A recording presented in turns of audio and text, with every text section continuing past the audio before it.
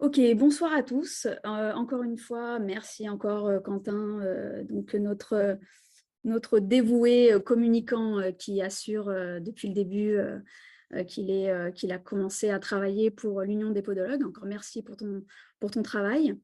Donc, le syndicat, l'Union des podologues, c'est un syndicat qui veut rassembler tous les pédicures podologues. Nous avons la volonté d'être et de rester au plus proche des intérêts des professionnels. À la différence de l'ordre, souvent on a tendance à confondre l'ordre et le syndicat, qui est là pour protéger et promouvoir notre belle profession. Nous, en tant que syndicat, nous avons la vocation et donc la mission de protéger les professionnels, aussi bien dans le cadre, on va dire, aussi bien les jeunes qui viennent de s'installer ou de commencer leur activité, que les personnes qui sont proches de la retraite.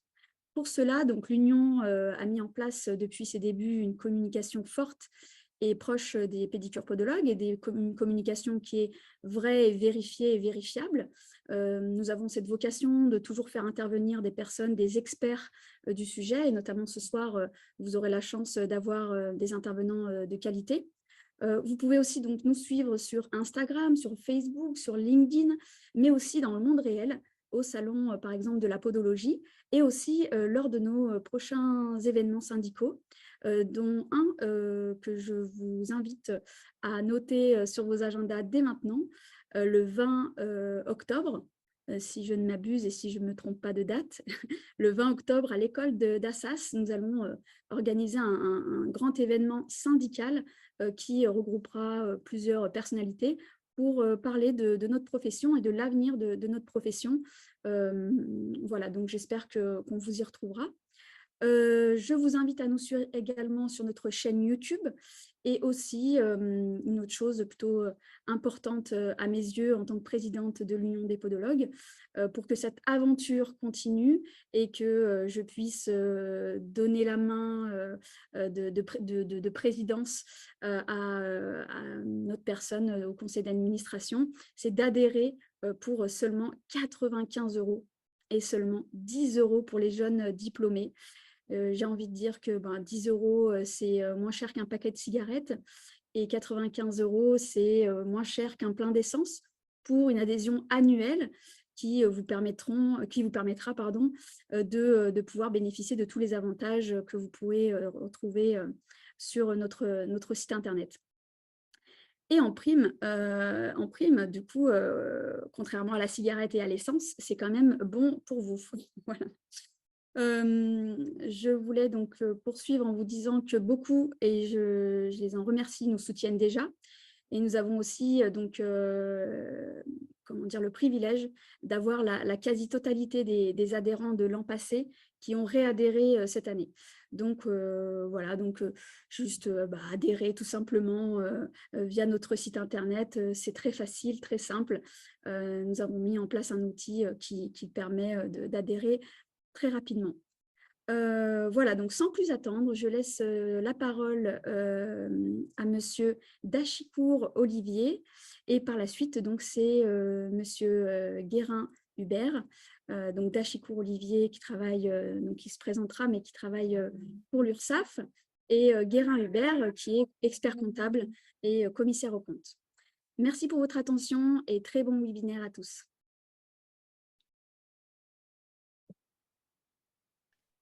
Eh bien, bonjour tout le monde. Alors écoutez, j'aurais voulu commencer par, je veux dire la même blague que Myriam, adhérer à l'URSSAF, c'est bon pour vous. Heu, Sauf que bon, on n'a pas forcément le choix puisque, l'URSSAF est obligatoire, mais, ça m'a fait penser à ça. Donc, bah, écoutez, durant mon intervention, j'espère que vous voyez tous bien mon écran. Je vais peut-être me mettre en plein écran pour que ce soit plus lisible. Je vais vous présenter un petit peu rapidement, les nouveautés qu'il y a pour cette année 2023, notamment pour l'installation, mais également pour ceux qui sont déjà installés. Donc, l'intervention est quand même assez rapide, mais je vois qu'on n'est pas non plus très, très nombreux. Donc, peut-être que je peux vous proposer, si jamais vous avez des questions, à ne pas hésiter en tout cas à les poser, soit en vous signalant, soit en posant par un petit message. Donc en termes de sommaire, ce que je pensais parcourir dans un premier temps, c'était faire un petit rappel sur les interlocuteurs pour pas qu'il y ait de confusion sur les champs respectifs à chaque, partenaire. Aborder les nouveautés en termes de démarches administratives, donc je pense que là, si je vous cite, le guichet unique, ça vous parle. Ou sinon, bah, écoutez, ça vous allez apprendre des choses. Enfin, en troisième point, je voulais aborder, la nouvelle loi qui est en vigueur concernant la cotisation maladie, qui est en faveur du pouvoir d'achat, donc du coup qui vous concerne fortement.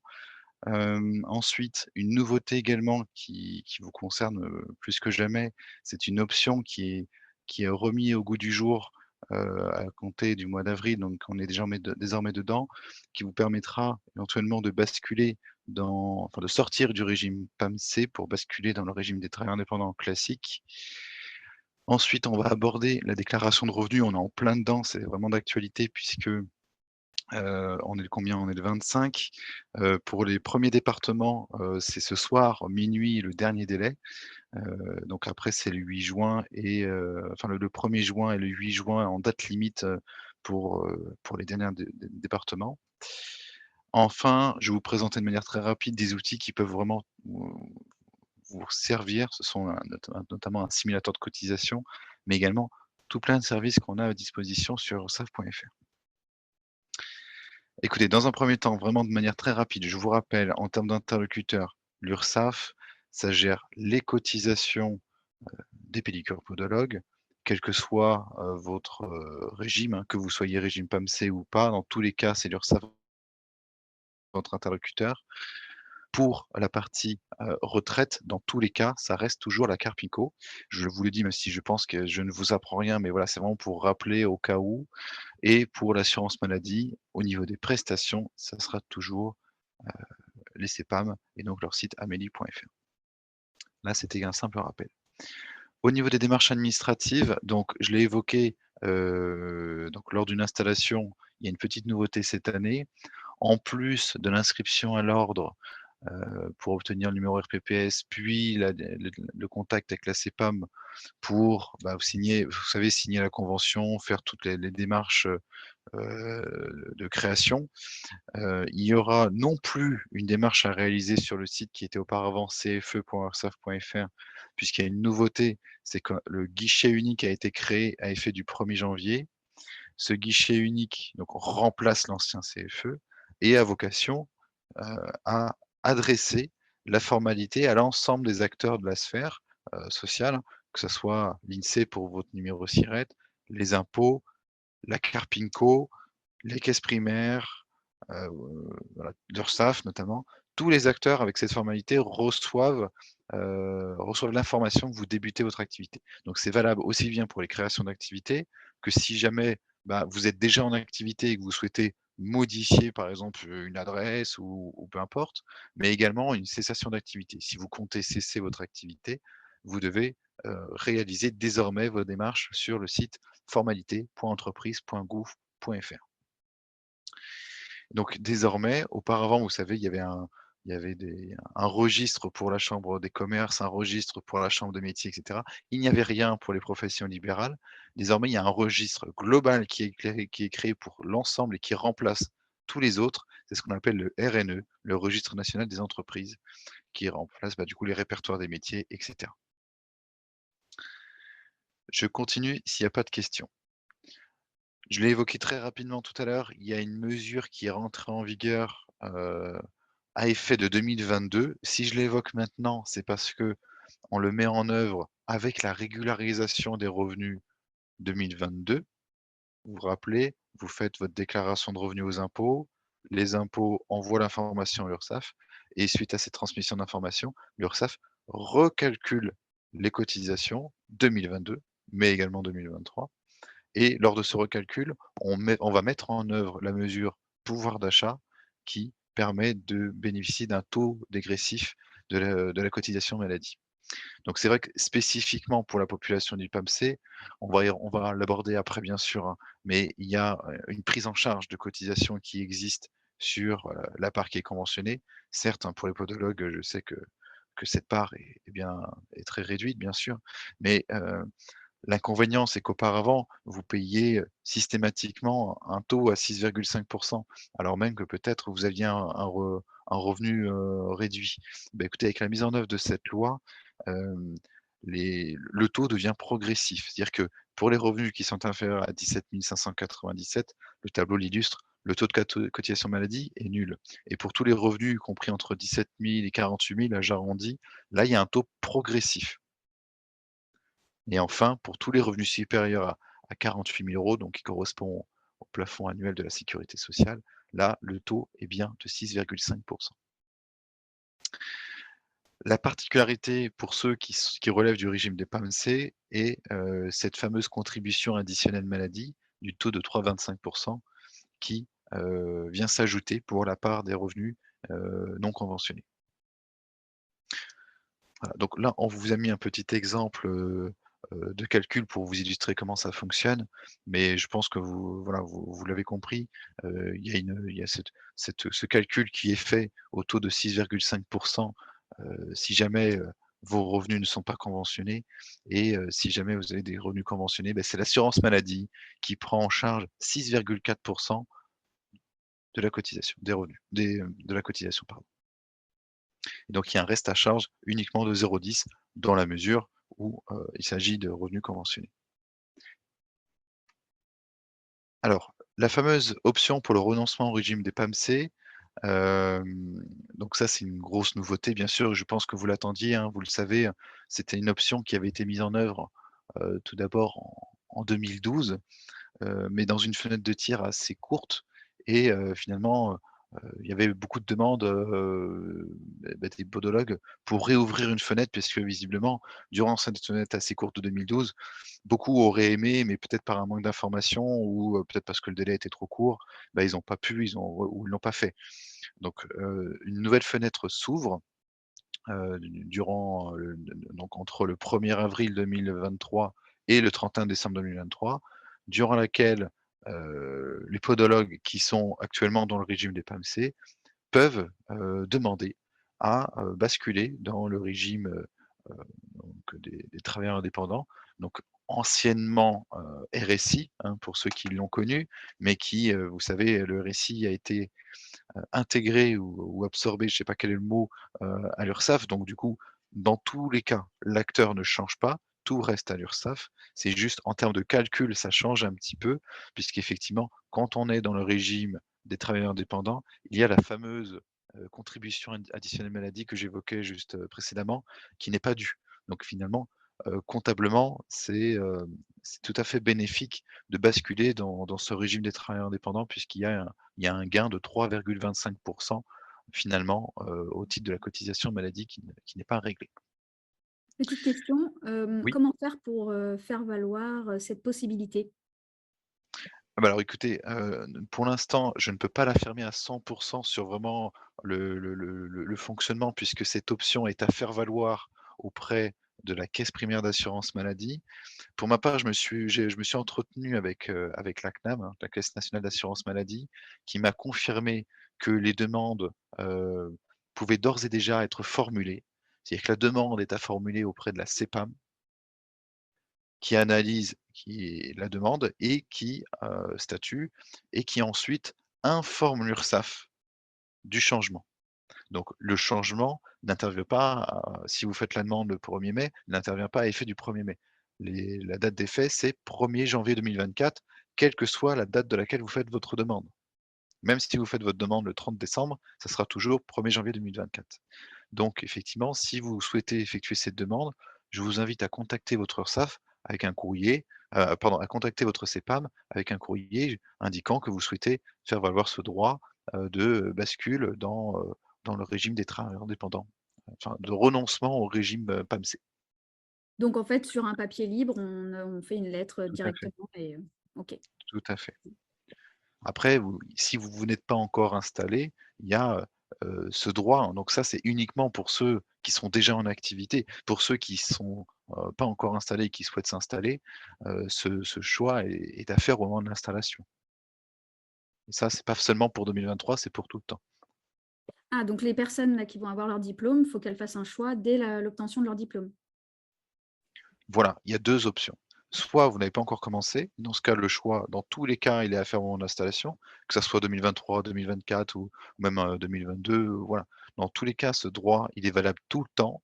Là, ce qui est prévu uniquement pour cette année, c'est une fenêtre de tir pour ceux qui sont déjà installés, qui ont déjà fait un choix. On rouvre, on va dire, une fenêtre pour permettre de sortir du régime PAMC si peut-être que, vous vous rendez compte que finalement, le régime PAMC ne vous convient pas. Nous avons fait un webinaire justement là-dessus, pour, faire le bon choix. Donc, je vous invite à aller sur notre chaîne YouTube pour, visualiser justement les intérêts, pour, chacun et chacune d'entre vous, de passer à ce régime-là. Je vous remercie. Très bien. Eh beh, écoutez, s'il n'y a pas d'autres questions sur ce sujet, je vous propose de continuer sur la déclaration de revenus. Je l'ai abordé de manière très rapide, mais il y a une nouveauté également cette année. Auparavant, il y avait 2 déclarations à faire, entre avril et juin. Il y avait la déclaration à faire aux impôts, donc sur impôts.gouv, et il y avait en parallèle une déclaration à faire sur, urssaf.fr ou Net Entreprise, hein, les 2 fonctionnaient. Donc qu'on appelait également la DS-PAMC, la déclaration sociale des PAMC, donc des praticiens auxiliaires médicaux conventionnés. Donc, une fusion des déclarations a été mise en œuvre à effet du coup de cette déclaration de revenus 2022 qui est en cours actuellement, qui prévoit que désormais, seule la déclaration sur impôts.gouv est à réaliser. Alors je vous passe peut-être l'information, ça sera plus simple comme ça la diapo. Donc cette fusion a pour but forcément de vous simplifier, la tâche, hein, l'idée c'est d'éviter de vous redemander plusieurs fois les mêmes informations et donc comme c'était le cas auparavant sur la DS PAMC, hem, les déclarations sont pré-remplies des éléments que les CPAM, heu, nous transmettent au titre de vos honoraires conventionnés. Donc, bien sûr, comme on l'a évoqué, cette part est toujours très réduite, hein, mais, c'est toujours, bénéfique de ne pas avoir à rechercher cette information. Si jamais vous avez besoin d'avoir l'information, vous pouvez également la retrouver sur votre relevé SNIR. Alors il faut faire attention pour les remplaçants puisque, étant donné qu'ils ont des rétrocessions d'honoraires et que lors de cette rétrocession, ils n'ont pas de carte CPS, il y a des montants il n'y a pas de pré-remplissage et pour tous ceux qui se sont fait remplacer, il y a effectivement ce montant pré-rempli qui est à rectifier et dans le même fonctionnement que c'était le cas auparavant, la déclaration donc elle est faite sur impôts.gouv. Les impôts, une fois qu'elle est réalisée, une fois qu'elle est signée et validée, elle est adressée à l'URSSAF. L'URSSAF, l'intègre dans son système, procède au recalcul des cotisations 2022, réajuste les cotisations provisoires de 2023 et en parallèle de cette opération, elle transmet, comme les années précédentes, heu, la déclaration à la Carpinco qui réalisera l'opération similaire. Alors à noter quand même dans cette déclaration fusionnée, heu, on a voulu bien sûr simplifier, donc toutes les simplifications ne sont pas forcément les meilleures, donc à voir si on retient toujours cette option ou pas. Auparavant, vous savez, dans la DS PAMC, il devait, heu une distinction des revenus devait être réalisée entre les revenus conventionnés et les revenus non conventionnés. Donc ce qu'on appelait auparavant la rubrique O, revenus conventionnés, et rubrique P, revenus non conventionnés. Désormais, la rubrique qu'on appelle revenus non conventionnés a été supprimée. Seuls subsistent les revenus conventionnés et on procède par distinction afin de calculer nous-mêmes la part qui est non conventionnée. C'est-à-dire que vous allez avoir votre, 2035 dans lequel vous allez indiquer votre bénéfice, hein, je dis n'importe quoi, mais imaginons, vous avez 30 000 € de bénéfices et vous allez avoir au sein de votre formulaire 2042 un nouveau volet social qui a été ajouté comme vous avez par exemple des volets qui existent, qui vous parlent peut-être, si vous avez des revenus fonciers, vous avez peut-être un volet qui est coché ou pré-coché parce que tous les ans vous avez des déclarations de revenus fonciers. Et bah là, cette année, vous aurez un volet qu'on appelle le revenu des travailleurs indépendants, heu, enfin des PAMC et dans lequel qui sera, dans la majorité des cas pré-coché. Si c'est pas le cas, il suffit de le cocher et dans lequel vous verrez un certain nombre de rubriques que vous aviez auparavant sur la DS PAMC qu'il faudra remplir. Donc la petite nouveauté, c'est que je vous le disais, vous n'aurez pas la rubrique P, revenus non conventionnés qui vous concerne grandement.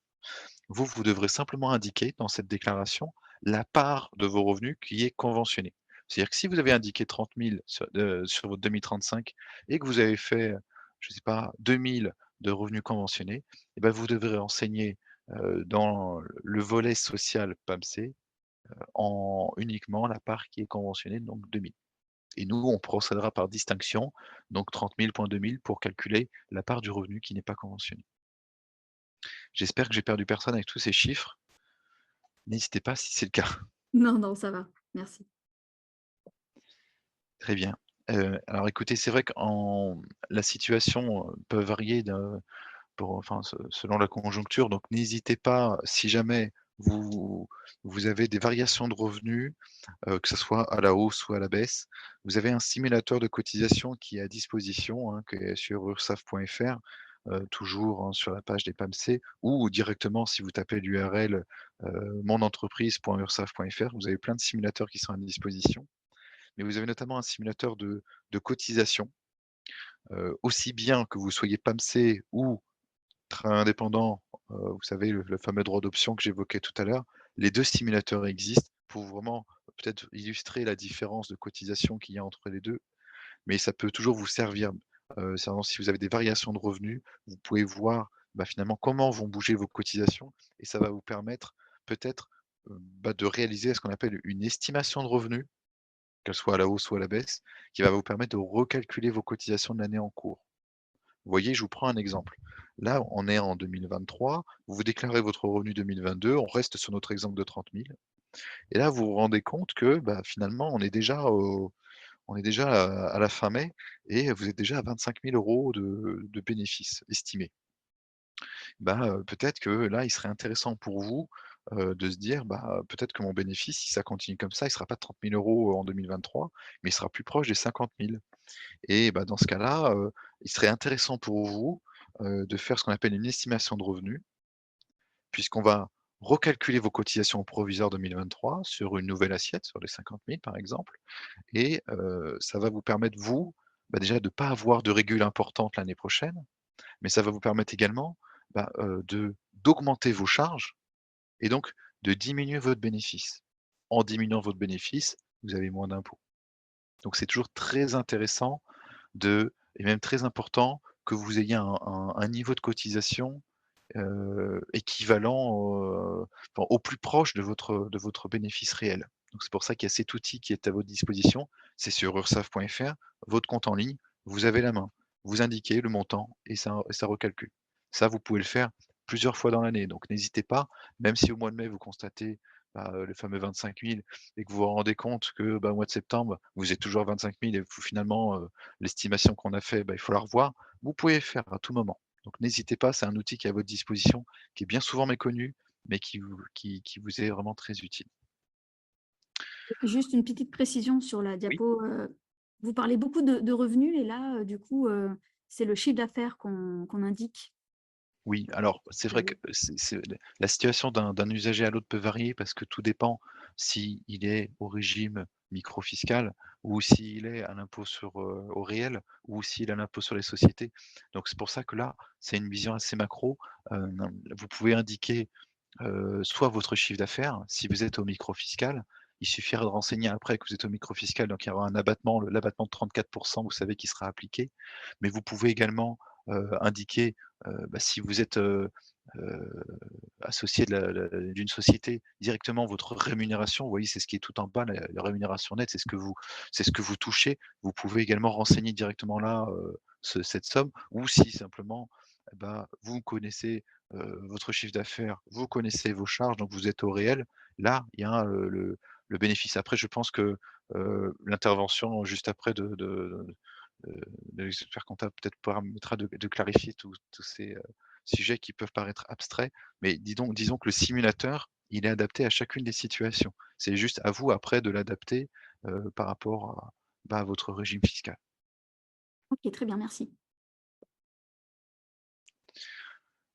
Très rapidement au niveau des services en ligne, si vous ne l'avez pas encore fait, je vous le recommande très fortement, c'est de vous créer un compte sur urssaf.fr. Vous savez que maintenant on est passé vraiment dans une phase où tout est dématérialisé. On n'envoie vraiment presque plus rien par courrier. Donc c'est vrai que si vous ne l'avez pas fait, faites-le, c'est très important. tout passe par là. Il y a une messagerie qui est intégrée sur votre compte en ligne qui est sécurisée, qui permet de contacter votre URSSAF, d'échanger avec elle. Il y a une traçabilité. Donc c'est vrai que c'est très important. Vous pouvez également consulter votre compte. Vous avez accès à l'estimation de revenus que j'évoquais tout à l'heure. Vous avez également la possibilité d'opter pour le prélèvement automatique ou de payer directement vos cotisations en ligne.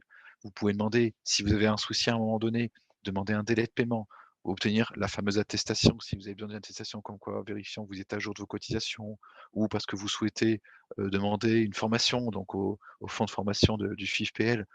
Tout ça, c'est possible à partir de votre compte en ligne. Donc je vous invite vraiment, si vous ne l'avez pas fait, à le faire et si vous avez besoin de solliciter l'URSSAF, échangez, directement à partir de la messagerie en ligne puisque c'est gratuit et il y a un temps de réponse qui est beaucoup plus rapide que si vous faites un courrier. Puisqu'on a des engagements de réponse dans un délai restreint et forcément, bah, il y a des délais de la poste, qui sont indéniables, hein. Vous faites un courrier, il y a minimum 5 jours d'envoi. Puis, et dans le sens inverse, forcément, il y a 5 jours de plus aussi. Vous voyez, on est tout de suite sur un minimum de 10 jours, alors que si vous échangez de manière dématérialisée, vous avez une réponse dans les 48 heures. Donc voilà, je vous recommande très fortement, cette inscription sur urssaf.fr, afin de pouvoir bénéficier de ce bouquet de services. Enfin, une nouveauté également, je ne sais pas si parmi vous, il y a des personnes qui relèvent, des DOM-TOM. En tout cas, il y a ce centre national, qui a été créé, dédié aux praticiens et auxiliaires médicaux. Donc si jamais vous souhaitez, opter, pour, la bascule, donc le renoncement au régime des PAMC, cette information vous concerne pas, du coup, malheureusement. Celle-ci concerne les PAMC, puisqu'il y a ce centre national qui a été créé, qui permet, heu, d'avoir vraiment un conseiller qui est personnalisé, qui est expert sur le domaine des PAMC. Ce sont des gestionnaires qui ne font que des PAMC. Donc les problématiques des PAMC, ils les connaissent. Vous avez un numéro qui est dédié, donc vous appelez ce numéro, il y a quelqu'un qui gère que les PAMC qui est derrière, il ne fait pas autre chose. C'est gratuit. Vous avez à disposition également des moyens de communication du type chatbot et live chat. Live chat, c'est vous êtes connecté sur votre compte, vous avez une petite fenêtre qui s'ouvre, qui vous permet de chatter directement avec un conseiller en ligne, en live. C'est pas un robot. Et vous avez également une adresse postale spécifique. Donc tout ça, c'est un centre national. Donc pour tous ceux qui relèvent du coup de la métropole, ce centre national avait déjà été créé en 2021. Mais il y a la petite nouveauté pour 2023, c'est que, les DOM, également, les DOM, donc les PAM des DOM, également font partie désormais de ce centre national. Et enfin, donc ça c'est la petite plaquette, promotionnelle, comme l'avait fait également, madame la présidente, hein. Vous retrouvez beaucoup d'informations sur le site de l'URSSAF. Dès qu'on a des informations à passer, on les met dessus. Donc n'hésitez pas à les parcourir. Vous avez une rubrique actualité, mais également, tout ce que j'évoquais tout à l'heure, sur le simulateur, sur l'estimation de revenus. Vous avez également à disposition, par exemple, des guides pour les créateurs, des guides qui permettent de vous accompagner, heu, dans toutes les démarches de création. On le voit qu'il y en a beaucoup de démarches, hein. Il y a beaucoup d'informations à avoir, à savoir et il y a également, vous savez, des petits guides pour vous aider au quotidien. Par exemple, même si on n'est plus CFE, on sait que la démarche d'affiliation sur le site du guichet unique n'est pas simple. Si vous ne l'avez pas encore faite, gardez-vous au moins 30 minutes parce que c'est assez long et on a élaboré un petit guide, ce qu'on appelle un pas à pas, qui vous décrit étape par étape tout ce que vous devez faire. Ça vous donne les définitions de chaque mot, parce que forcément il y a des choses, vous ne savez peut-être pas. Je vous prends un exemple, on vous demande quel est, votre régime de TVA. Tout le monde ne sait pas. Donc vous voyez, on vous définit vraiment clairement dans ce guide pas à pas toutes les informations à savoir. Je vous prends vraiment ça, c'est vraiment des exemples, mais il y en a plein des éléments comme ça. Donc si vous n'y allez pas, pensez à y aller. Il y a vraiment beaucoup d'informations. De la même manière, YouTube, on a, beaucoup d'informations qui circulent, notamment, les webinaires que nous faisons. Là, le fin avril, le 26 avril, on a fait un webinaire sur la déclaration fusionnée avec la DGFiP. Donc c'est pareil, il y a on rebalaye un certain nombre de questions peut-être que vous vous posez, donc n'hésitez pas à y aller. Twitter, LinkedIn, Instagram, TikTok, tout ça, ce sont des moyens de communication dans lesquels on diffuse des informations. Voilà. Écoutez, on arrive au terme de cette présentation sur la partie, URSSAF. Je donc je vous invite à poser des questions. Si vous en avez, n'hésitez pas.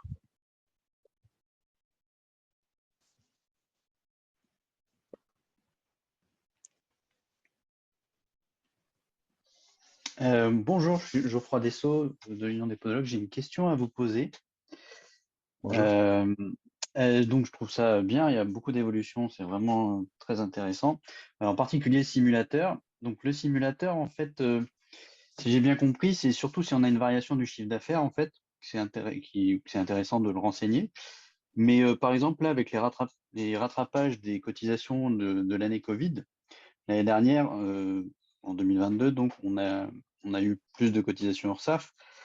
Du coup, pour les revenus de cette année, ça a beaucoup diminué les revenus. Donc l'année prochaine, on va payer peu de cotisations.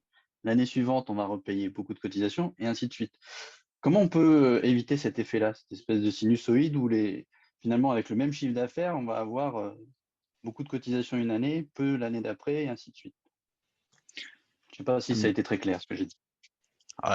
Il me semble, oui, je pense avoir compris. N'hésitez pas si ce n'est pas le cas, si je me trompe, mais si jamais effectivement vous avez des variations de revenus, il y a cet outil que j'évoquais d'estimation de revenus qui permet vraiment de pallier à cet effet de revenus en dents de scie ou en cotisation en dents de scie, puisque cette estimation permet vraiment de réguler par rapport à votre situation la plus proche, sans avoir à attendre la déclaration de revenus annuelle.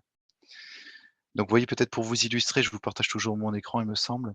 Je suis sur donc monentreprise.ursaf.fr, c'est là où vous avez accès au simulateur. Vous voyez, il y a tout un tas de simulateurs qui existent, hein. Vous avez, même si vous voulez par exemple vous installer, on vous compare les différents statuts juridiques. Voilà, on vous propose plein de choses. Bon, auto-entrepreneur, ça ne vous concerne pas, mais il y a vraiment beaucoup de simulateurs qui existent. Si vous voulez comparer les cotisations du régime PAMC avec les cotisations du régime travailleur indépendant hors PAMC, donc c'est celui-ci, c'est profession libérale. Ça, c'est le simulateur. Et si vous voulez celui des PAMC aujourd'hui, c'est celui-ci, auxiliaire médical. Donc là, vous voyez, vous avez une vision soit mensuelle, soit annuelle, en fonction de votre préférence. Vous renseignez soit le chiffre d'affaires, soit la rémunération nette, soit voilà, vous vous adaptez vraiment à votre situation. Je prends vraiment un exemple très simple, hein, ce qu'on évoquait peut-être les 30 000, c'est instantané. On vous montre tout de suite le niveau de cotisation. Donc ça intègre tout, URSSAF, Carpinco et impôts. C'est vrai que le montant peut paraître important, mais c'est global, hein, c'est pour ça. Et là, vous avez tout de suite le revenu après impôt et après cotisation. Donc ça, c'est un calcul classique bateau que vous pouvez également affiner en répondant à un certain nombre de questions en dessous. Vous voyez, il y a 17 questions. Voilà, on vous demande est-ce que vous avez opté pour le régime microfiscal. Ça, c'est pour savoir si on doit appliquer l'abattement de 34 et cetera. Donc, vous voyez, il y a tout un tas de questions que vous pouvez soit répondre, soit passer et ça vous permet d'affiner vraiment le calcul par rapport à votre situation. Et ça, vous pouvez également comparer ce que j'évoquais avec l'autre simulateur profession libérale qui se ressemble dans son fonctionnement, hein, c'est la même chose, hein. C'est juste qu'après au niveau du calcul, le calcul est différent puisque voilà, quand on est PAMC, on a cette fameuse contribution notamment qui est différente. Est-ce que j'ai bien compris votre question? Est-ce que j'y ai répondu? Oui, je crois que j'ai vu, oui, il me semble que c'est bon. Je vous remercie. Après, pardon, vous avez la capacité, en fait, normalement, on connaît à peu près statistiquement le revenu moyen, hein, donc le revenu net sur le chiffre d'affaires. Donc après, encore une fois, comme disait monsieur Dachicourt, il ne faut pas hésiter en cours d'année de faire une simulation. Donc à partir du moment où vous connaissez votre chiffre d'affaires, la tendance du chiffre d'affaires, c'est-à-dire que là, au mois de juin, on va connaître à peu près la tendance du chiffre de l'année, hein, c'est possible, il n'y a pas beaucoup je dirais, de saisonnalité. Voilà, donc on sait aujourd'hui que quand on fait 100 euros de recettes, ben voilà, on a un résultat entre 47 et 50. Donc ça vous fait votre résultat moyen. Et après, vous intégrez les régules de charges sociales parce que là aussi, vous allez les avoir sur le site de l'URSSAF ou si vous avez des conseils, normalement, ils vous donnent les échéanciers. Enfin, nous, c'est ce qu'on fait, on donne les échéanciers avec les régules. Et avec ça, on arrive à estimer le revenu, je dirais, 2023 ou N+1, quoi. Voilà. Mmh. Mais c'est vrai que C'est important vraiment d'avoir un niveau de d'utiliser, surtout d'ouvrir un compte. Il faut surtout ouvrir un compte, enfin, voilà, un personnel, et ce qui permet ben, voilà, d'intervenir sur le revenu, de passer des messages, et ça marche très bien. Pour le coup, ça marche bien. Et ce qui est vraiment important, c'est justement pour éviter cet effet de yo-yo, c'est d'essayer d'avoir ce niveau de cotisation qui est vraiment au plus proche de votre situation. Parce que le fait d'ajuster vraiment, votre revenu et donc de cotiser peut-être plus ou peut-être cotiser moins, bah, ça permet également d'ajuster votre bénéfice. C'est-à-dire qu'en réévaluant votre revenu, vous payez plus de charges, certes, mais en payant plus de charges, c'est plus de charges que vous pouvez déduire et donc forcément votre bénéfice, s'atténue en parallèle, donc ça vous évite de payer trop d'impôts en parallèle. Donc c'est pour ça que c'est très important d'avoir, toujours un niveau à peu près stable.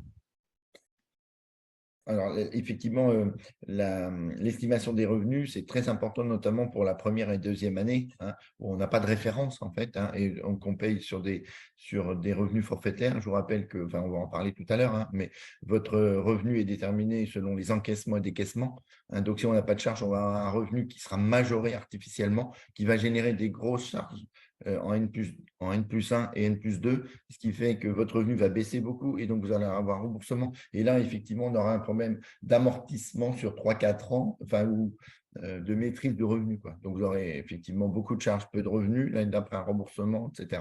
Ce qui va être beaucoup plus compliqué à gérer. Alors que si dès la première année, on estime en milieu d'année le revenu, ça permet comme ça de limiter l'effet de sinusonital. Voilà. Ça me semble clair. Merci beaucoup pour vos réponses. Très bien. Bah, écoutez, j'ai rendu l'écran. Allez, nous allons pouvoir donc passer directement à Monsieur Guérin, du coup, sans transition, s'il n'y a plus de questions, je ne crois pas. Alors du coup, voilà, Monsieur Guérin, expert comptable, à vous la parole.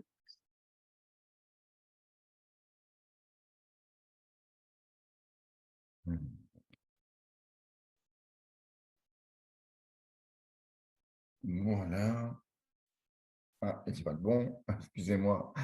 Je l'avais mis, mais après j'étais obligé de quitter tout à l'heure.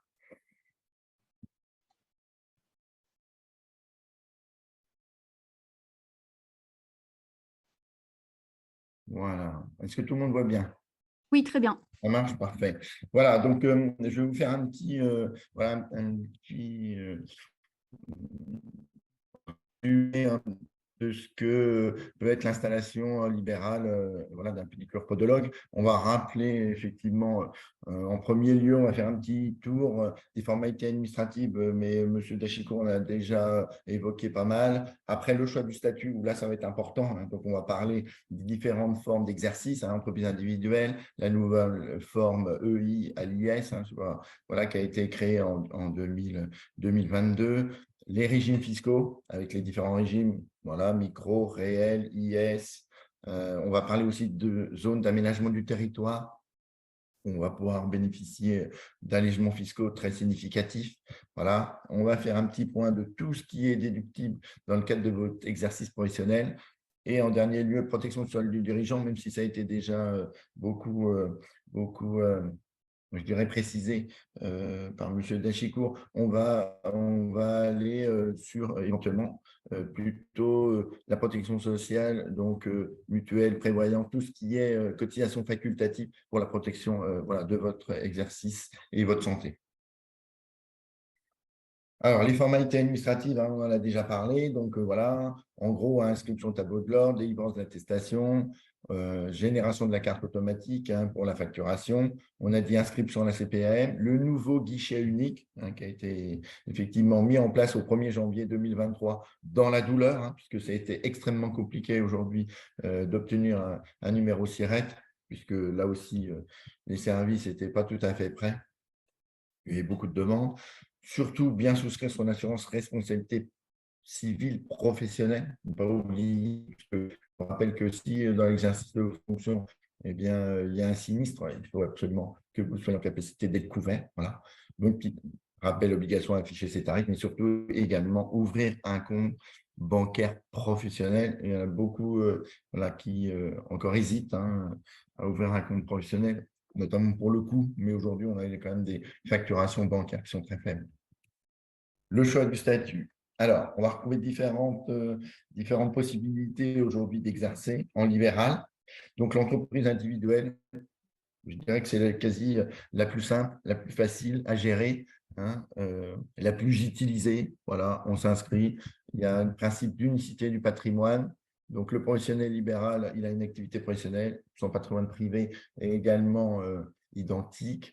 Le risque là, c'est qu'aujourd'hui, à partir du moment où on a un principe d'unicité du patrimoine, si on a des problématiques de revenus, de dette, eh bien, on va avoir une possibilité par les créanciers de venir chercher une garantie sur l'actif personnel. Voilà, ça c'est vraiment le plus gros risque. Généralement, en profession libérale, le risque est faible, hein, puisque en fait, on vend des prestations, hein, et donc généralement, on ne gère pas de dette. Ou alors, ça veut dire que si, dans le cadre de l'entreprise individuelle, on a géré des dettes, c'est qu'en fait, on a consommé sa trésorerie et on n'a pas payé les charges, donc notamment l'URSSAF, les Carpinco, son loyer, etc. L'entreprise individuelle, en fait, c'est effectivement aujourd'hui quasiment la structure la plus utilisée en profession libérale. Alors, on va trouver une nouvelle structure que vous avez peut-être entendu, qui existait auparavant, c'était l'EIRL, l'entreprise individuelle à responsabilité limitée. En fait, une structure qui avait été créée il y a quelques années, mais qui était bâtarde. Donc, il n'y avait pas de statut, il n'y avait pas vraiment de règlement. Et donc, là aussi, on a eu un succès très, très faible de cette structure. Donc, cette structure, maintenant, on ne peut plus l'utiliser. D'ailleurs, elle ne peut plus être créée depuis le 15 mai 2022, date de promulgation de la loi de l'entreprise individuelle assimilée donc à une EURL, donc à une entreprise unipersonnelle à responsabilité limitée. Donc là, c'est, je dirais, le même fonctionnement que l'entreprise individuelle. C'est une structure unipersonnelle, mais on va avoir un régime qui va être fiscal, notamment qui va être différent. Et on va avoir la possibilité d'être soumis à l'impôt sur les sociétés, comme une structure personne morale. Donc, on va déterminer au niveau de l'entreprise individuelle le revenu. On va avoir la capacité de payer l'impôt et le professionnel libéral, lui, ne sera soumis à l'impôt sur le revenu et aux cotisations sociales que sur ce qu'il percevra de l'entreprise individuelle. Donc là, on va avoir recours à ce type de structure essentiellement lorsqu'on aura de l'endettement, si on achetait une patientèle ou si on avait éventuellement des investissements lourds.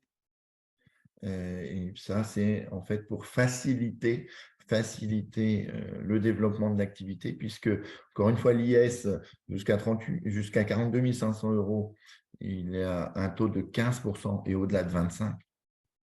La trésorerie qui est laissée à l'entreprise n'est pas soumise aux cotisations sociales, à la différence de l'entreprise individuelle où le revenu, même s'il n'est pas appréhendé, il sera soumis aux cotisations sociales et à l'impôt sur le revenu.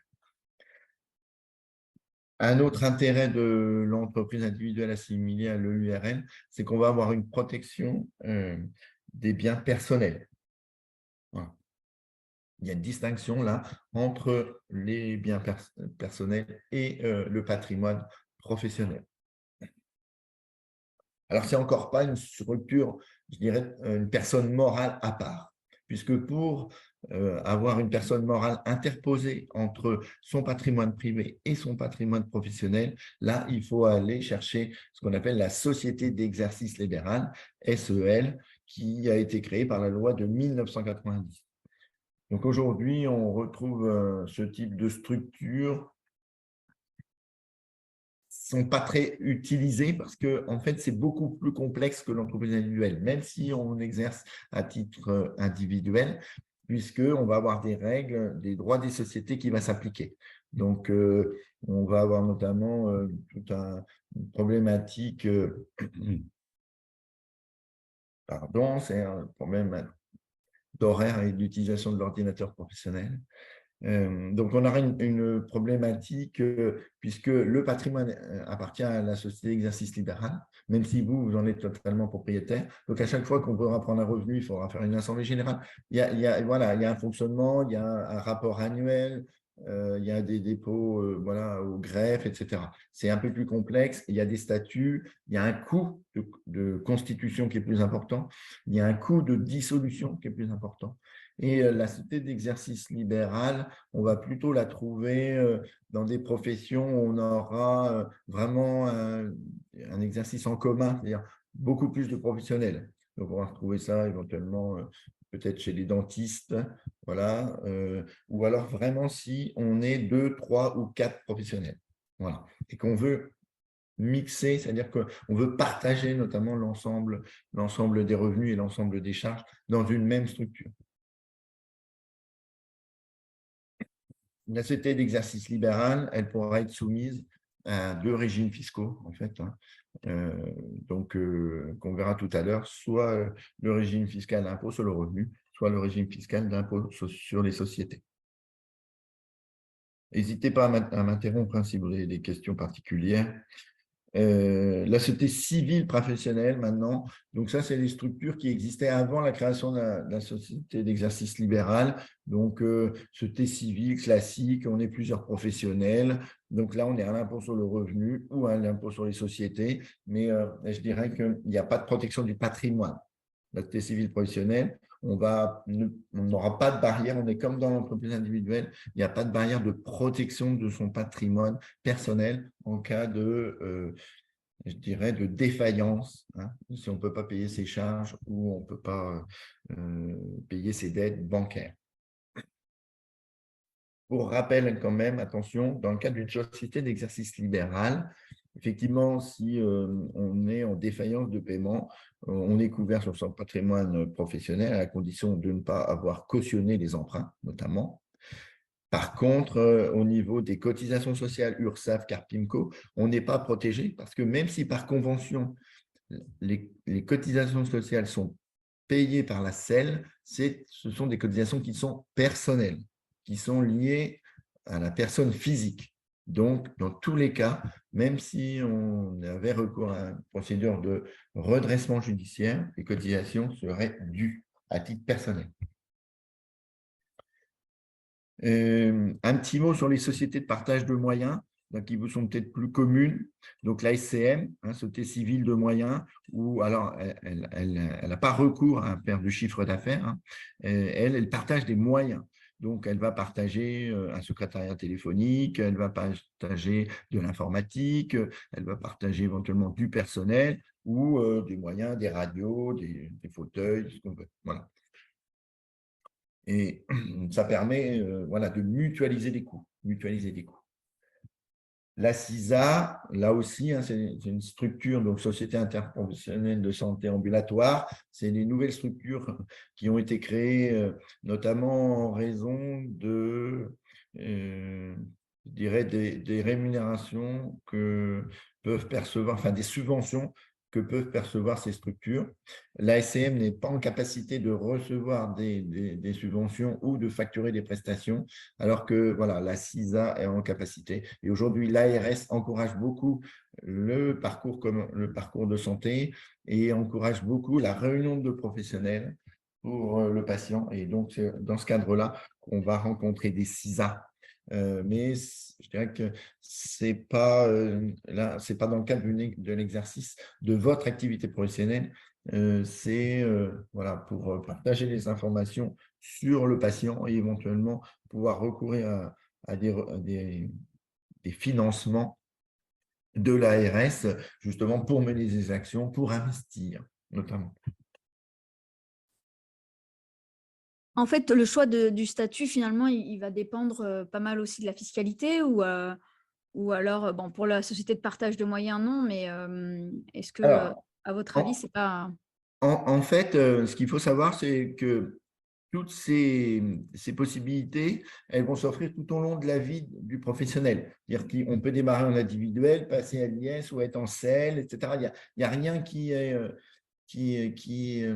figé dans le temps. C'est-à-dire, si vous si vous démarrez, parce que le plus simple, hein, c'est l'entreprise individuelle. Déjà, c'est pour se tester, on y va, voilà, on s'installe dans un endroit, on ne sait pas trop un petit peu la capacité qu'on aura demain à avoir du chiffre d'affaires, des patients. Donc, on démarre en entreprise individuelle. Si on a des idées de développement importantes, si on a des gros investissements, on va tout de suite pouvoir passer dans l'année ou les 2 ou 3 ans qui viennent en SEL, par exemple. Voyez. Ou si on a un associé qui vient, on se pose la question, est-ce que c'est une SEL, est-ce que c'est une SCP? Voilà.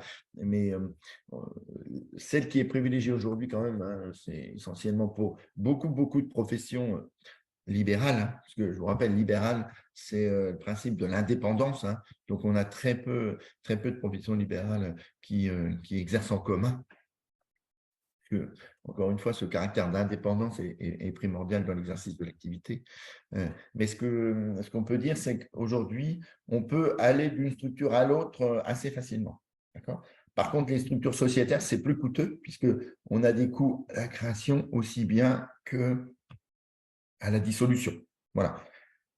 La fiscalité peut aussi nous orienter un petit peu, nous orienter, mais c'est pas ça. Ça sera pas ça.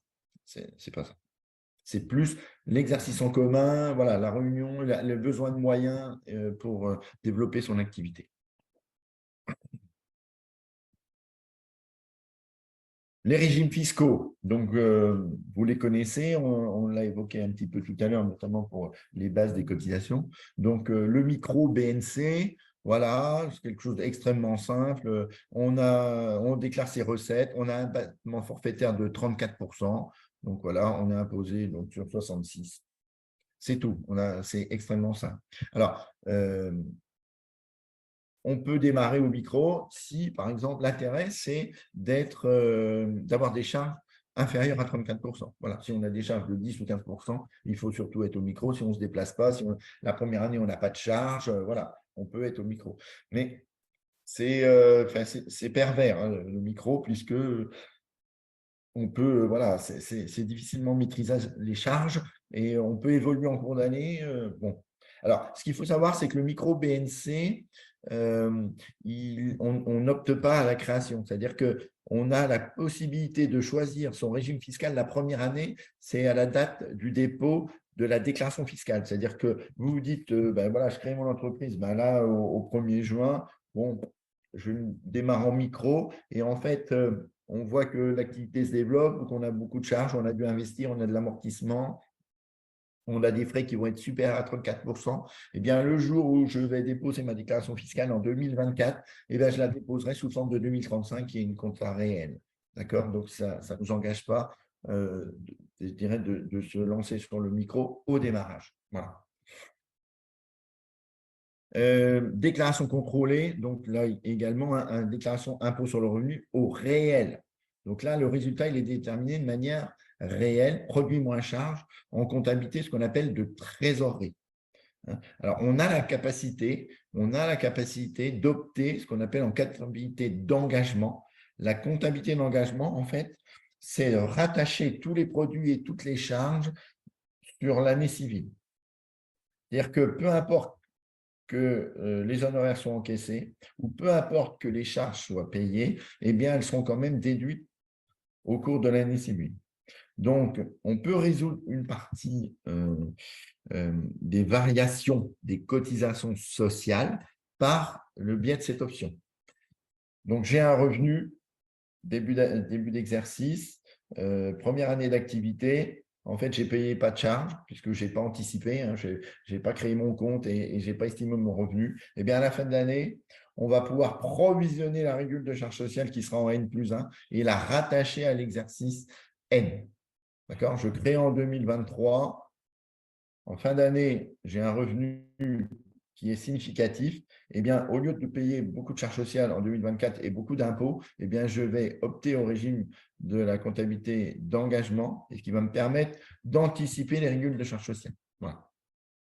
Alors, attention, la contrepartie, c'est qu'on doit comptabiliser toutes les recettes, donc même si elles ne sont pas encaissées. Bon, c'est quand même à manipuler avec précaution.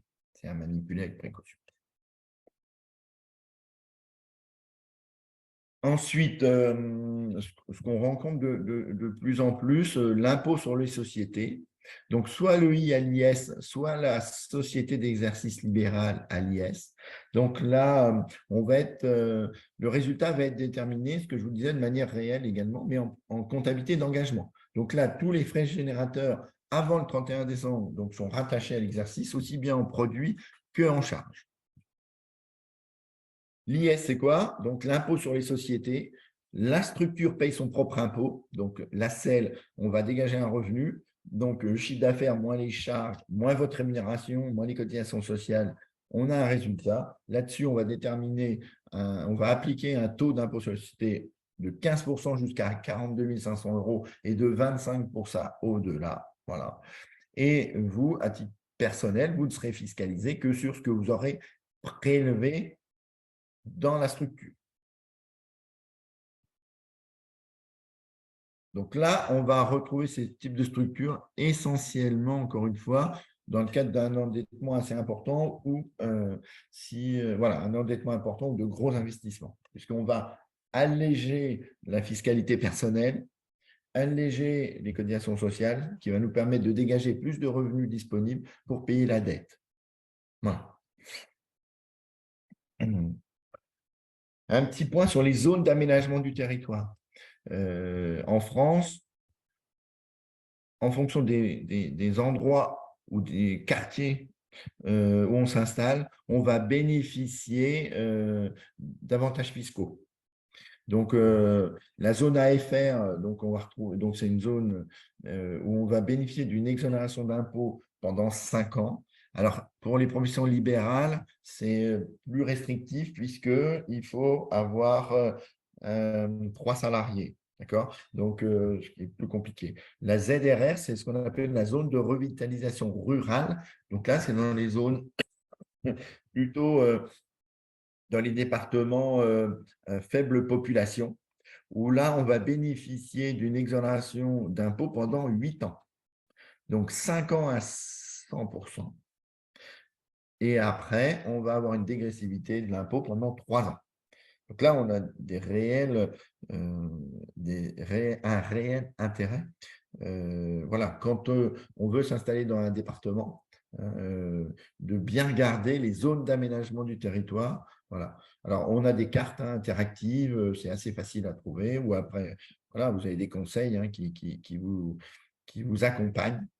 Alors, il faut aussi relativiser, parce que de notre côté, voilà, on ne va pas se mettre non plus au fin fond d'un département parce qu'on est exonéré d'impôts. Mais s'il n'y a pas de patient, voilà, faut quand même être vigilant sur ce point. Mais attention, d'une commune à l'autre, à quelques mètres, je dirais, ou centaines de mètres, on va bénéficier d'avantages très importants. On est exonéré également de la CFE. Enfin, voilà, ça permet quand même de dégager des revenus disponibles très importants. Et donc, dans ce cadre-là, ce que vous disiez, Madame la Présidente, tout à l'heure, c'est qu'en fait, on va sûrement privilégier à ce moment-là la structure entreprise individuelle, puisque c'est le professionnel libéral qui sera exonéré d'impôt sur le revenu et non pas la structure sociétaire. Donc là, il n'y a aucun intérêt de faire une SEL à l'IS, puisque ça serait elle qui serait exonérée d'impôt et pas vous. D'accord. Et après, même si ça dégage, en fait, on arrive à dégager plus de revenus dans la société d'exercice libéral à l'IS, quand vous les prélèverez, vous serez aussi taxé. Donc, il n'y a pas d'intérêt. Bon, c'est un des cas où, effectivement, on va privilégier l'entreprise individuelle parce que c'est le dirigeant qui va bénéficier de l'exonération. C'est bon pour les régimes fiscaux? Oui, très bien, merci.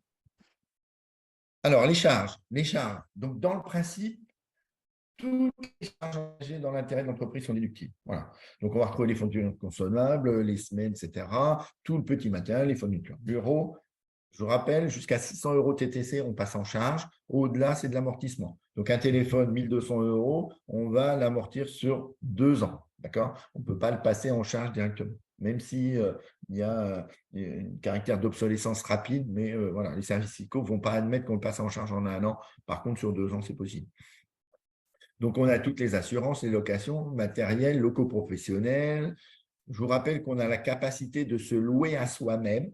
C'est-à-dire que tout à l'heure, je vous disais, attention, en entreprise individuelle, on a un principe, c'est l'unicité du patrimoine. Eh bien, on a une dérogation, c'est-à-dire, là encore une fois, le fisc admet que si on a un local professionnel dans son patrimoine privé et qu'on est en entreprise individuelle, eh bien, on pourra se le louer à soi-même, à la seule et unique condition, c'est que vous ayez un paiement mensuel. C'est-à-dire que tous les mois, voilà, vous avez décidé de louer le local 500 €, eh bien, tous les mois, vous devez faire un virement du cabinet à votre compte personnel pour constater le paiement du loyer. Ça ne peut pas être une écriture comptable. Voilà, c'est obligatoirement un flux financier. Donc après, on va retrouver les honoraires, la téléphonie, l'Internet, les réceptions, les déplacements, les formations, les cotisations, notamment au syndicat. Les formations, je vous rappelle que sur 2022, vous bénéficiez d'un crédit d'impôt formation de 40 heures qui est doublé. Hein. Ce ne sont pas les heures qui sont doublées, mais le crédit d'impôt. Donc, on a droit à un crédit d'impôt de 40 heures à 11 €, hein, c'est au SMIC, donc à peu près 440 € et qui est pour 2022 doublé à 880 et qui devrait être doublé également pour 2023 à 880 €. Voilà. Là, on est bien d'accord, vous ne parlez pas du FIFPL ou du DPC. Alors, c'est les cotisations. En fait, c'est les formations que vous pourriez suivre pour compléter vos compétences. Voilà. D'accord? Et donc, c'est des cotisations qui sont payantes, hein, qui génèrent une capacité d'avoir un crédit d'impôt. D'accord? Même si elles sont prises en charge partiellement, parce que par le FIFPL, il y a une partie qui est prise en charge. Oui, tout à fait. Voilà. Et ben, le montant, malgré tout, de la cotisation, c'est un nombre d'heures qui est important. La base, il faut une cotisation qui est payante, même si elle est prise en charge par le FIFPL en tout ou partie. Et après, il faut avoir des attestations de suivi de formation. Et en fait, on a un crédit d'impôt sur le nombre d'heures, donc qui est plafonné à 40 heures de formation par an. Et à cela, on applique le taux du SMIC. Et c'est ça qui va générer à titre personnel un crédit d'impôt. Oui, très bien. Je pense qu'il y a pas mal de personnes qui l'ignorent, ça. Je pense que Je sais pas, c'est quelque chose qui existe depuis assez longtemps, mais bon, après, voilà.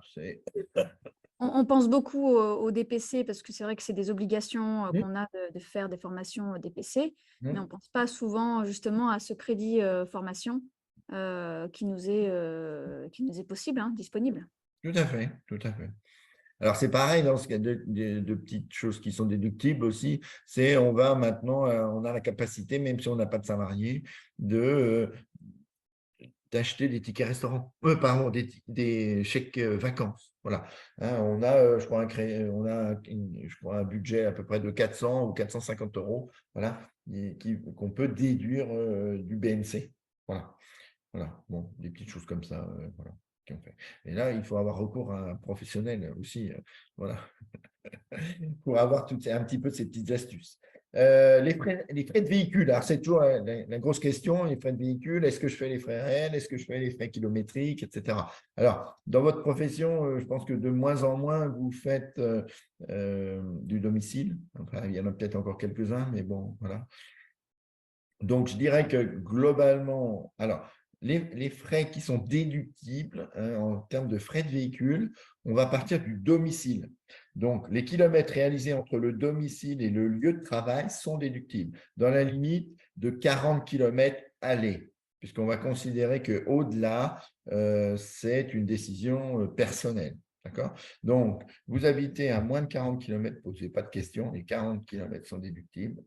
Si vous habitez à 50, bon, les 10, il faut éventuellement être en capacité de justifier que votre conjoint lui-même a une activité qui vous oblige à habiter à plus de 50 km, etc. Voilà. Excusez-moi. Oui.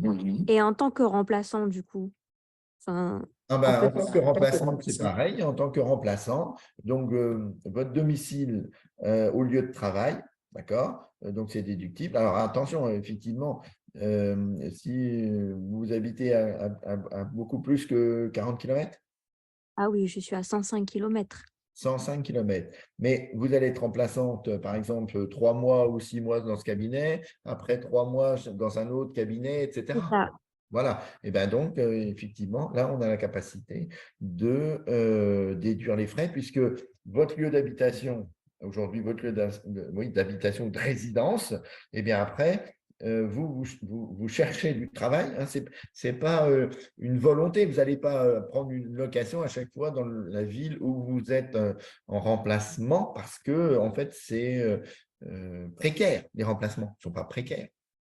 Si vous étiez en collaboration, d'accord? Parce qu'il y a plusieurs types de rétrocession. C'est-à-dire que vous pouvez également avoir un contrat de collaboration dans un cabinet. Et là, à ce moment-là, si le contrat de collaboration il est durable, là, ça sera limité à 40 km aller. Mais si au cours de l'année, vous faites plusieurs, vous faites plusieurs remplacements, vous pouvez, à des distances assez significatives, vous pouvez les déduire. Ok, d'accord, parfait. Parce que du coup, c'est le cas. Merci beaucoup. Donc après, on a dit forfait kilométrique ou frais réels. Donc je dirais que les frais réels vont être privilégiés lorsque on n'a pas de kilomètres, pas de service à domicile, hein, pas de soins à domicile. Voilà. Alors ce que je vous engage, c'est de ne pas mettre un véhicule à 100% professionnel. Puisque même si vous avez un autre véhicule, bon, il y a bien des choses que vous allez l'utiliser à titre personnel. Donc, il sera plus facile, il sera plus difficile au fisc si vous dites, voilà, moi j'utilise mon véhicule 80% à titre professionnel et 20% à titre privé, de démontrer que vous l'utilisez en fait à 40% à titre privé. Alors que si vous dites, je l'utilise 100% à titre professionnel, eh bien là, on aura beaucoup plus de mal, nous conseille, à démontrer que c'est vrai. D'accord? Plutôt ne jamais mettre 100% voilà, d'utilisation en frais réels à 100%. Voilà, après, on a les frais de repas qui sont déductibles, les frais de blanchissage. Donc, ça, c'est plutôt ça. Les frais de blanchissage, je pense qu'il n'y a peut-être pas systématiquement, on n'y pense pas tout le temps. Voilà. Donc, c'est une tolérance, hein, parce qu'aujourd'hui, même si on utilise beaucoup de produits jetables, etc., bon, ben voilà, là, encore une fois, les services fiscaux admettent que on passe forfaitairement des frais pour les serviettes, pour les blouses, avec un tarif de blanchisserie. Voilà. Je vous ai mis aussi, oui, la cotisation foncière des entreprises. Donc, ça, c'est la cotisation en fait qui est liée au droit d'exercer. Hein. Donc, ça, elle est forfaitaire. Ouais, c'est entre 300 et 500 euros. Voilà. Les frais de secrétariat, Doctolib, etc. aussi. Hein. En fait, tout ce que vous allez utiliser dans le cadre, voilà, pour soit assurer votre revenu, soit développer votre revenu. Les salaires, les charges sociales, si vous avez, je ne sais pas, une femme de ménage, voilà, éventuellement. Vous avez d'autres questions sur les charges? C'est bon? Une remarque a été envoyée par M. Dachicourt. Attention, les remplaçants optent bien souvent pour le régime microfiscal. Pour ces cas, aucune charge ne peut être déduite puisqu'un forfait de 34% est prévu. C'est ce qu'on a dit tout à l'heure. Hein, c'est ce qu'on a dit tout à l'heure, en fait, hein, puisque quand on démarre, on est voilà, on est on peut se placer sur le régime du micro, mais là, il faut faire attention que nos charges, voilà, ne dépassent pas 34%. Sinon, ce n'est pas intéressant. Oui, je me suis permis, excusez-moi, d'apporter cette précision parce que c'est vrai que là, j'ai vu qu'il y avait une question spécifique sur les remplaçants. Et Ouais, je n'ai pas vu. la dame, en fait, elle a dit qu'elle était vraiment remplaçante et c'est pour ça que je me suis dit, faites attention, enfin, il faut faire attention parce que c'est vrai que, voilà, il ne faudrait pas penser qu'en étant remplaçant, comme si jamais cette dame opte pour le régime microfiscal, elle ne pourra pas déduire Ah non, fameux, non, puisque c'est voilà. dans les 34%. Voilà, Donc, tout à fait. effectivement, si elle fait beaucoup de kilomètres, c'est…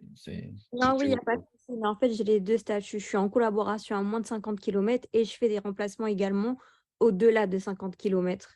D'accord. Je suis en réel en Donc, 2030. vous êtes en 2035, c'est ça? Voilà, tout à fait. Voilà, ben, c'est bien. D'accord. Donc, il y a pas de ma remarque n'est pas Si, n'est pas mais… justifiée. Elle est importante. Si, elle est Mais justifiée, j'ai bien parce compris, merci. très bien, parfait. Alors, protection sociale du dirigeant. Donc, Voilà, donc on a déjà parlé beaucoup voilà, avec l'intervention. Moi, je veux juste répéter encore une fois, n'hésitez pas à créer un compte. Voilà. Mettre à jour vos revenus, notamment alors quand il y a des accidents, soit effectivement des arrêts de travail, soit voilà, lorsque on bénéficie d'un congé maternité, voilà, on a des grosses rétrocessions, donc on a moins de revenus. Donc si on ne modifie pas, eh bien, on va avoir un impact. Et encore une fois, en entreprise individuelle, on a un impact qui est très long à stabiliser, très long à stabiliser. Voilà.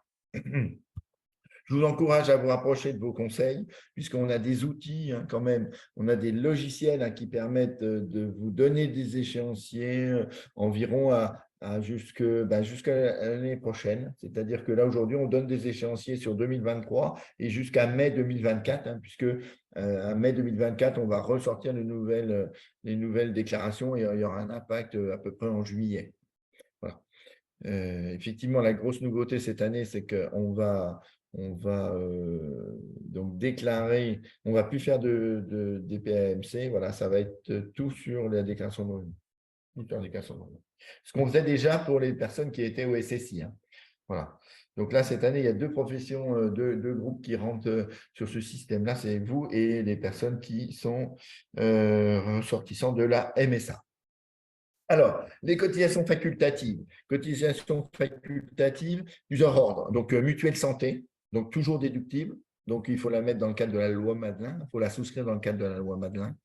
La prévoyance, annuité journalière, décès. Donc, annuité journalière, elle va venir en complément de ce que vous allez pouvoir percevoir, éventuellement en cas d'arrêt de travail ou d'accident. Donc, toujours se poser la question, est-ce que je prends des annuités journalières dans le cadre de la loi Madelin? Je vous rappelle que des complémentaires facultatifs souscrites dans la loi Madelin permettent d'être déductibles d'un point de vue fiscal. Elles ne sont pas déductibles de la base des cotisations sociales. D'accord? Donc, aujourd'hui, les cotisations sociales sont calculées sur le revenu fiscal, majorées des cotisations facultatives Madelin, mutuelle santé, prévoyance, plan d'épargne retraite. Voilà. Donc, elles ne sont déductibles que fiscalement. Donc, mutuelle santé, les prestations ne sont pas imposables, la cotisation est déductible, donc il faut toujours la souscrire dans le cadre de la loi Madelin. La prévoyance, je dirais que sur le long terme, aujourd'hui, il y a quand même plus intérêt à se poser la question de la mettre dans le cadre de la 2035, c'est-à-dire qu'elle soit déductible. Voilà. La part décès n'est jamais déductible. D'accord? Donc, l'accident, la maladie, cotisation est déductible. Le décès, c'est jamais déductible. Puisque ça ne sera pas imposable. La perception de l'assurance décès ne sera pas imposable. Bon. Attention, l'année où vous allez avoir une opération, on se dit, je ne paye pas ma cotisation, je ne déduis pas ma cotisation de mon revenu, puisque comme ça, je n'imposerai pas mes annuités journalières. Ce n'est pas possible. À partir du moment où le contrat est conclu dans le cadre de la loi Madelin, peu importe que vous ayez déduit la cotisation, les prestations seront toujours imposables. Voilà. Pensez bien aussi, dans le cadre de votre exercice professionnel, de réévaluer les indemnités journalières. C'est-à-dire qu'on démarre, on gagne 20 000 euros, l'année d'après 25, l'année d'après 30, etc. Donc, n'hésitez pas à mettre à jour, aller voir votre assureur pour lui donner l'actualisation de votre revenu. Parce que si vous êtes assuré sur 20 000 et en fait, vous gagnez 30 et que vous avez un sinistre, ben, vous serez imposé que sur 20 000. Par contre, à l'inverse, vous savez qu'on ne s'enrichit jamais avec une assurance. Donc, ça ne sert à rien de s'assurer sur 40 000 euros de revenus annuels si on ne gagne que 20 000. L'assureur, de toute façon, demandera la copie des 2035 et vous indemnisera que sur 20 000. Par contre, vous aurez payé des cotisations sur 40. Voilà. Ce qu'il faut faire attention dans le cadre des contrats prévoyance Madelin, donc c'est au délai de carence. Donc, voilà, délai de carence. Donc, globalement, attention, moins vous voulez de délai de carence, plus ça vous coûtera cher. Donc, je dirais qu'en maladie, 15 jours ou un mois, ce n'est pas très grave. Donc, généralement, on n'est pas malade longtemps. longtemps. Et si on est malade, c'est que c'est grave, donc on sera indemnisé sur peut-être 12 ou 18 mois. Donc, entre 15 jours et 30 jours, ce n'est pas très grave en maladie d'avoir un délai de carence. Par contre, en hospitalisation ou accident, voilà, il faut essayer de trouver des délais de carence plus courts. Généralement, c'est 3 jours. Soyez vigilants aussi, il y a beaucoup d'opérations en ambulatoire maintenant. Donc, l'hospitalisation, il faut être au moins 2 jours ou 3 jours à l'hôpital. Donc, quand on est en ambulatoire, on passe en maladie, donc le délai de carence, il est plutôt de 15 jours ou 1 mois.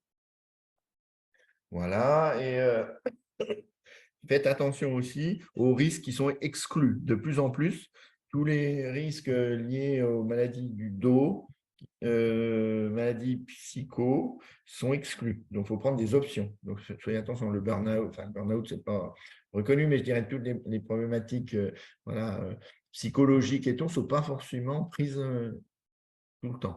Il faut bien être attentif que c'est conclu dans votre contrat. Enfin, c'est compris dans votre contrat. Voilà. Ensuite, plan d'épargne retraite. Donc, le plan d'épargne retraite, c'est un nouveau dispositif depuis 2019, puisque avant on avait la loi Madelin retraite. Maintenant, c'est un plan d'épargne retraite. Je vous rappelle, la loi Madelin retraite, on était sur une rente uniquement à la sortie, c'est-à-dire que quand on arrêtait son activité. Le plan d'épargne retraite, en fait, on va avoir le choix de soit demander une rente, soit de prendre son capital.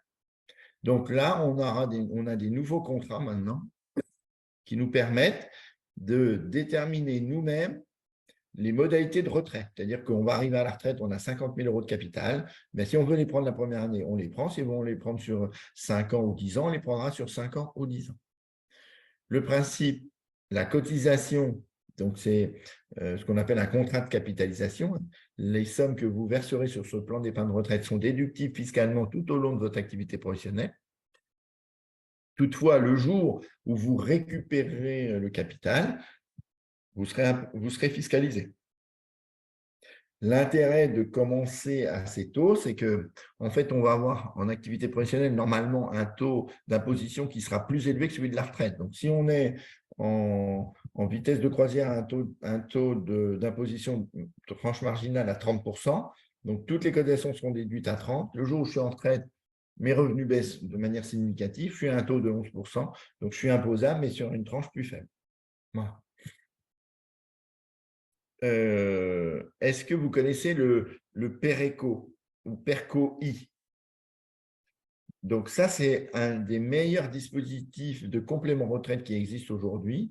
La contrainte, c'est qu'il faut avoir un salarié. Alors, quand on dit un salarié, ça peut être une femme de ménage, voilà, ça peut être qui fait, je ne sais pas, 1 heure par semaine dans le cabinet, ou 2 heures, ça peut être une secrétaire à temps très partiel qui vous aide dans l'administratif, etc. Et là, en fait, pourquoi c'est un dispositif formidable? Parce que c'est également un contrat de capitalisation, comme le plan d'épargne retraite. D'accord? Donc, on va donc déduire fiscalement toutes les cotisations pendant sa vie professionnelle. Mais le jour où je serai en retraite, eh bien, le capital que je vais percevoir est né d'impôts. Il sera soumis, les plus-values seulement seront soumises aux prélèvements sociaux. C'est tout. Donc, c'est un outil vraiment qui est absolument formidable, puisque, en fait, encore une fois, on déduit et on n'est pas imposable. Et la deuxième chose, c'est que le PERCO va venir baisser le revenu fiscal, mais il va venir baisser également le revenu social. C'est-à-dire que là, il n'est pas comme la loi Madelin, on ne va pas le réintégrer. Par contre, l'URSSAF appelle la CSG, CRDS sur les cotisations PERCO, mais c'est quand même moins que les cotisations sociales. Voilà. Vous avez aussi des cas en fait de déblocage anticipé, donc notamment par exemple pour des jeunes qui s'installent, et on aura la capacité de débloquer avant l'âge de la retraite si on achète sa résidence principale, par exemple. Voilà. C'est un des cas de déblocage, il n'y a pas besoin d'attendre la retraite. Et un autre dispositif que je vous ai ajouté dans ce qu'on appelle cotisation facultative. Alors, c'est pas là, on est sur de l'épargne salariale, c'est couplé avec le PERECO. C'est en fait là un dispositif un peu de la même façon. On va pouvoir placer de l'argent, mais il sera bloqué que 5 ans. Voilà. C'est le même principe que le PERECO, il est déductible du revenu fiscal, déductible du revenu social. Par contre, on est appelé à la CSG sur l'abondement. Mais ça, normalement, voilà, les banquiers connaissent bien, les assureurs connaissent bien, etc. C'est des choses. Par contre, le même principe que le PERECO, il faut au moins avoir recours à un contrat de travail, même à temps très partiel. Voilà. Voilà, je ne sais pas si je vous ai un petit peu éclairci sur le fonctionnement ou la fiscalité des cabinets et puis des points de vigilance peut-être à avoir. Je ne sais pas si vous avez des questions.